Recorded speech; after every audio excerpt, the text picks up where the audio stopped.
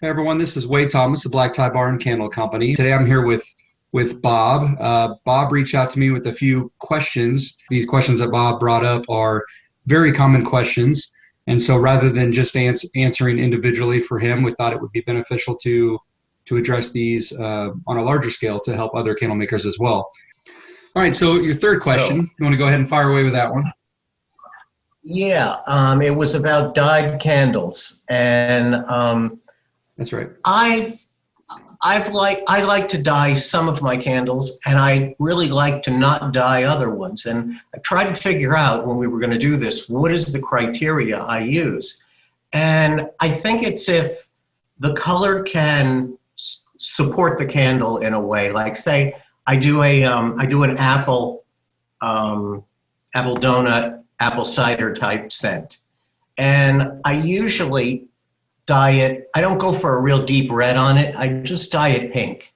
And ladies especially go crazy for it. If I don't dye it now, they get mad at me, you know? They just love the pink color. And it kind of goes, you know, it's not really apple, but it just works. And then I have another candle I do. Are you familiar with Lavana jars?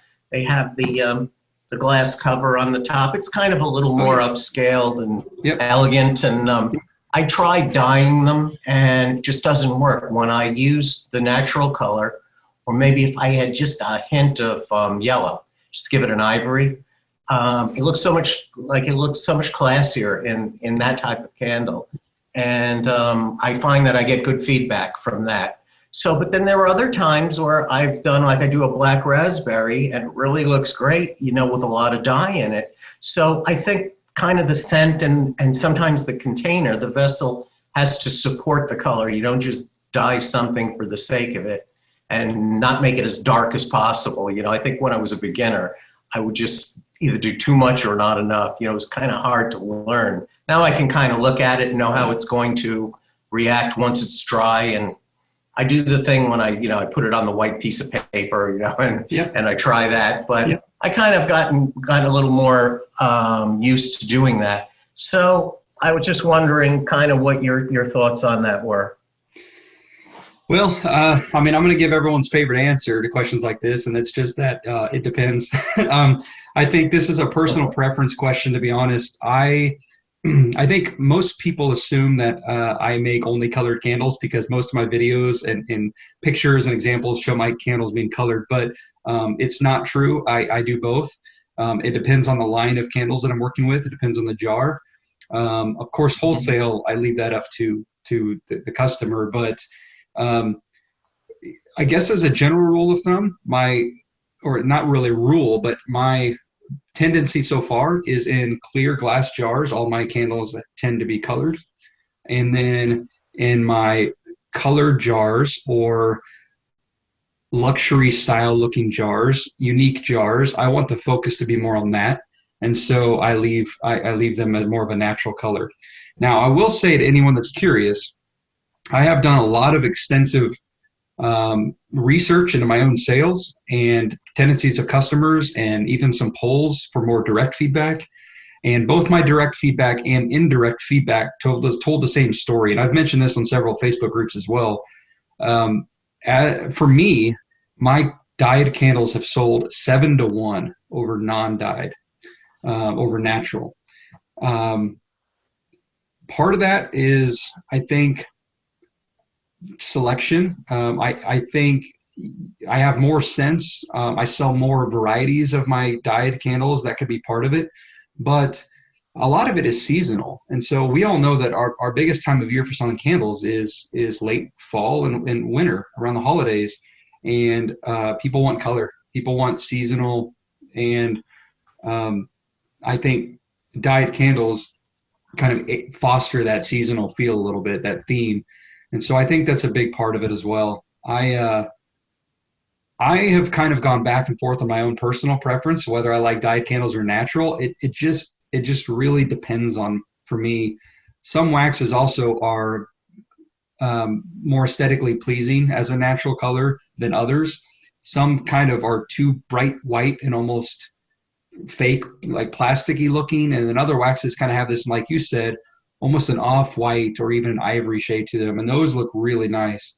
So I think it just depends on your branding, your niche, what your target market is, and what do your customers like. And so I sell both. It sounds like you do as well. And unless one of those starts just not performing very well, then I'll probably continue to sell both. I just think everyone kind of has to decide color for themselves. So Yeah, I see a lot of candles at farmers markets, and I always go in and just look around and see what other people do.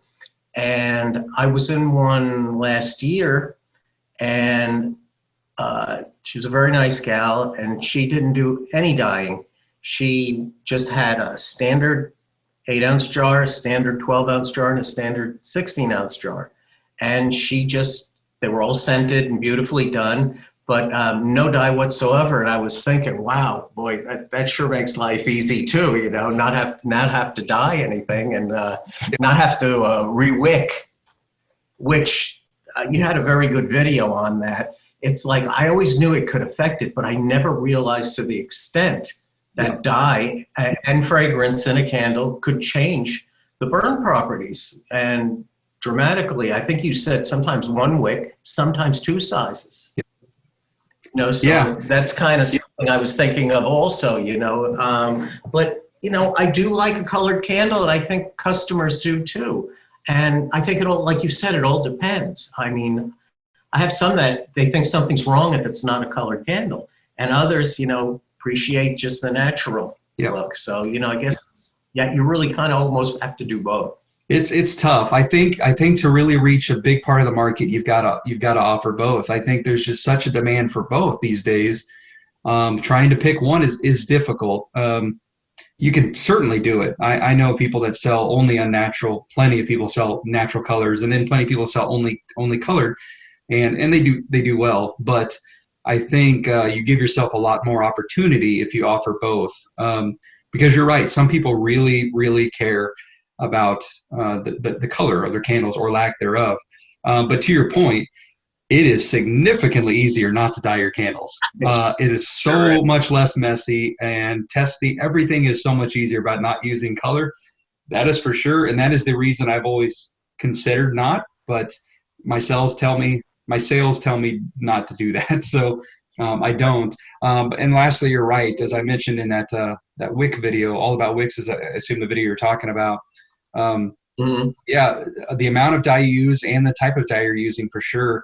I know my candles that are deep reds, they really, really, really affect wicking for me. And then some dark, heavy browns and blacks as well. So definitely important to test every variable you add.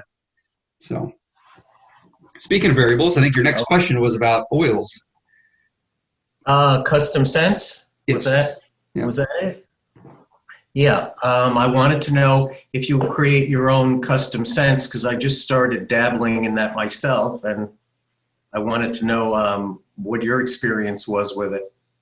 Yeah, so I do, and I think your question was kind of about how I come up with some of those scents. How do I test those scents without spending a fortune by making full candles out of it? And I believe you have a method too as well, but I'm curious on what your method is that you've been using. But there's two methods that I use. One is I have some fragrance blotter strips, and you can just dip those in various jars, and then you can either just kind of air them out and smell them together. What I like to do is throw them into like a Ziploc baggie or something, and then I'll come back to them a couple hours later, maybe a day later, and just see how they've kind of blended together and try to get that scent. The issue with doing the blotter strips is it can still be overwhelmingly strong, and you're still smelling a concentrated oil. So the method that I like does take a little bit more work, is I make wax melts out of them. And so I will make any oils that I want to test with others. I will pick any kind of tart wax. I don't care about the wicking or anything like that. I just want to see how the scents will go together. And so once I do that, I'll take 1 cube of each one and then put them in a melter together and see how they blend together. Now, that's really going to give you a 50-50 type ratio of 2 scents. But Some of my best combinations for scents have come up with that way. I've sent my wife to work with several different wax melts, and then she will toss a couple different cubes together, and then people are like, what is that scent? And so I end up running with that as a new one.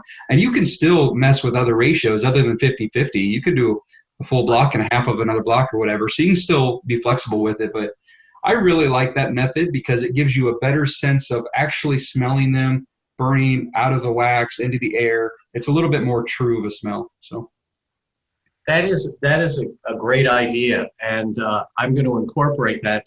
I think mine kind of lies somewhere in the middle, and I'm going to incorporate definitely the wax melt idea. And what I found was I started like everyone else. I'd watch a couple of videos, and I would see the Q-tip method go into the baggie. And I went and bought the blotters because, I have to spend my money on every little thing I see, and I said, well, they've got professional blotters. They have to be better. So I bought a pack of 100, I think, from Candle Science, and got my baggies together.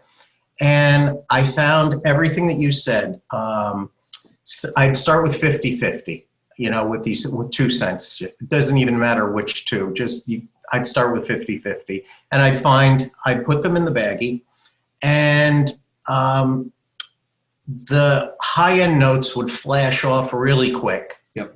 I'd come back in an hour or two, and it would smell different, and that's not a bad thing. But I don't think they flashed off naturally. I was finding that if I really were to make a candle or a soap with that 50-50, that it didn't smell like I remembered it. It changed somehow.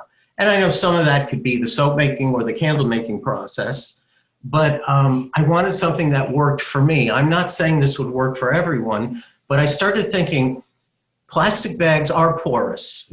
People think that they're not, but they really are. And I think when I leave them overnight or something, they would somehow change.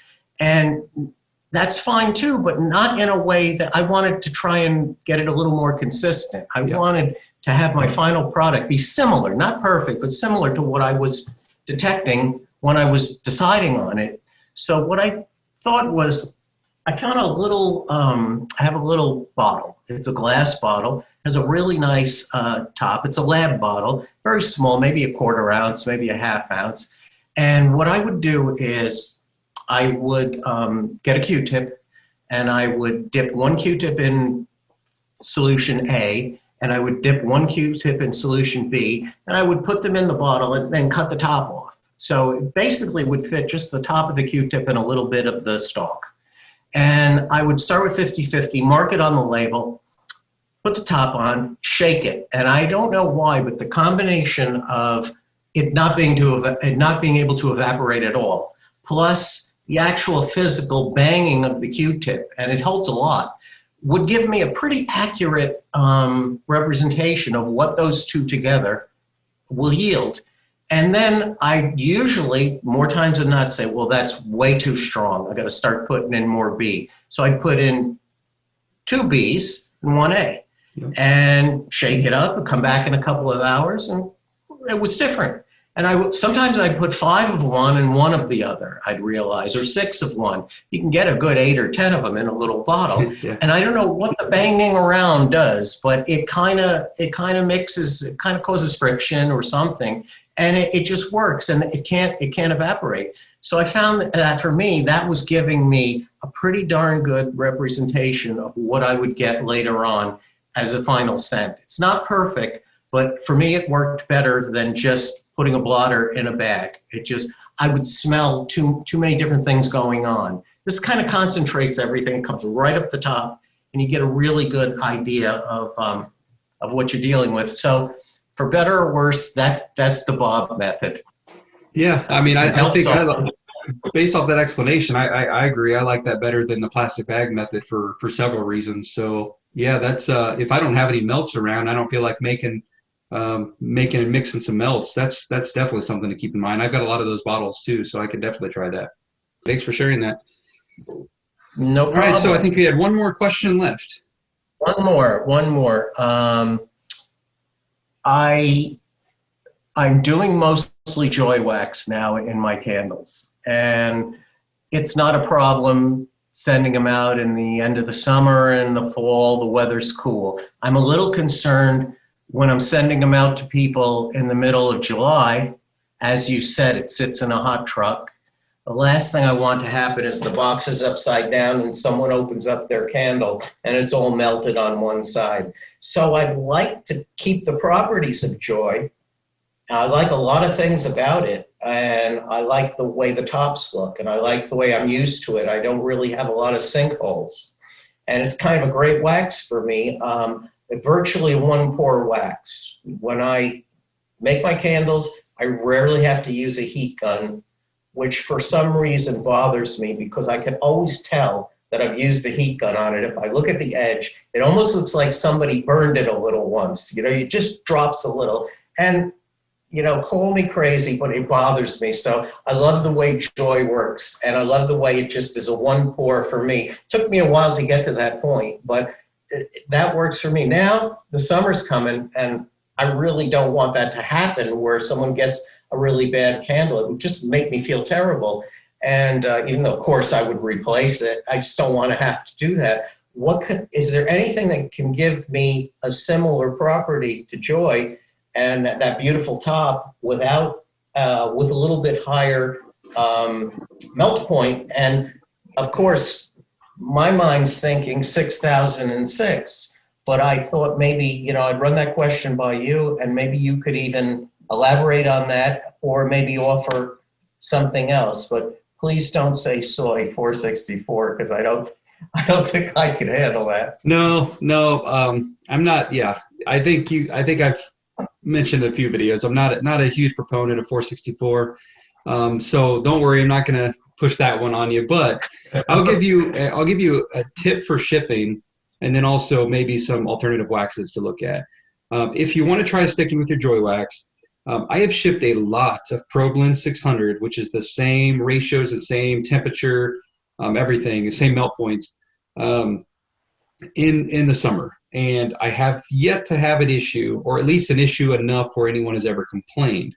What I do is, and you probably, I don't know if you saw one of my more recent videos about packing, shipping and packing candles, but you'll see in those videos that I do add a lot of insulation. So that is step one. The more insulation and peanuts or whatever you have to use, that will help somewhat. But more importantly, in the summer, I do two things to help myself out. One of them I think everyone is probably pretty used to, is general advice at this point, and that is I only ship on Mondays, Tuesdays, and Wednesdays in the summer. That way it's never sitting in a truck over the weekend. That's tip one. Tip two is I will use cooling gel packs that I purchased from Uline. Now, if you purchase them in boxes, they're really cheap. You know, I think it cost me maybe 30 cents extra to ship if I use a pack or two. It depends on the size of the box and how many candles.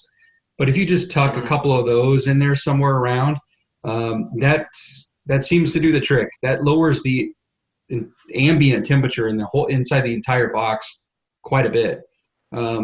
So again, if you want to stick with your Joy Wax and try that out, what I would do to test that theory is, if you have someone you could ship one to as a test, try that, but also pick a nice hot day, pack it that way, sit it out in your front porch and let it sit in the blaring sun the entire day, and then go check it periodically and see how it's doing. I noticed significant difference using those gel packs and insulating. So that would be my first tip if you want to stick with your wax. And then some other waxes that you could try. You are right, 6006 does significantly better in the heat. It is still a soft wax, and so you can start getting a little bit of sweating going on, but its melt point's 133 versus the melt point of about 120 with ProBlend, and you know, somewhere around that 115, 122, somewhere in that range.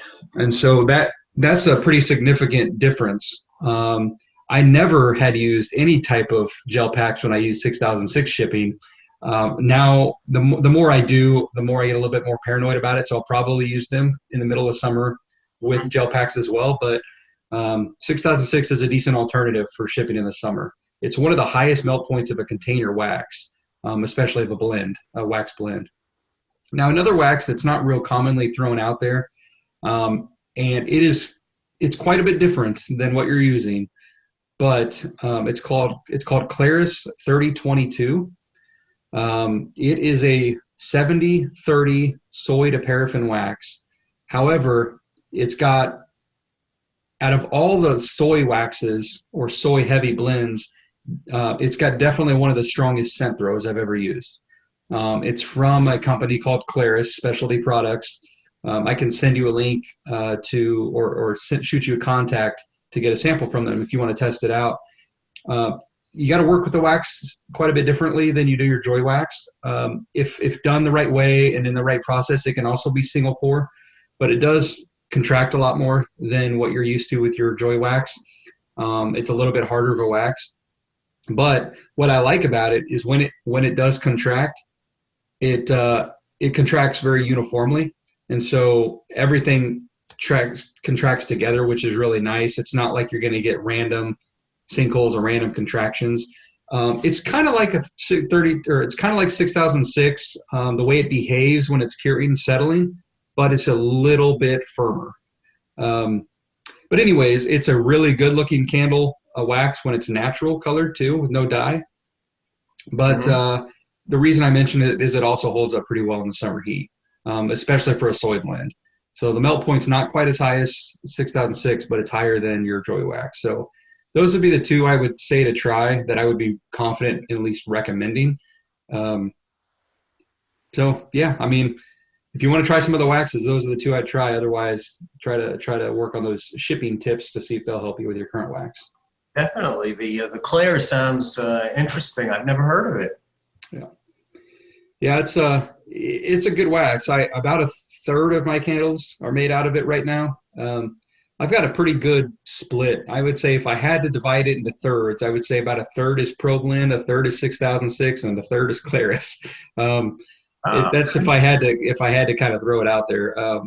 And I use them for different reasons, different customers, different jars. The easiest by far to work with is the ProBlend, or in your case, Joy Wax. Like you've mentioned, it's so easy to work with, and it's much lower maintenance than compared to other waxes. It also works well in different size jars. The larger jars you go with 6006 and other blends, you start having more issues with sinkholes and contraction and wet spots and wicking. And the same's for the 3022 as well. But again, it's a really nice clean burning wax. So I like it a lot too. Definitely have to try it. Yep.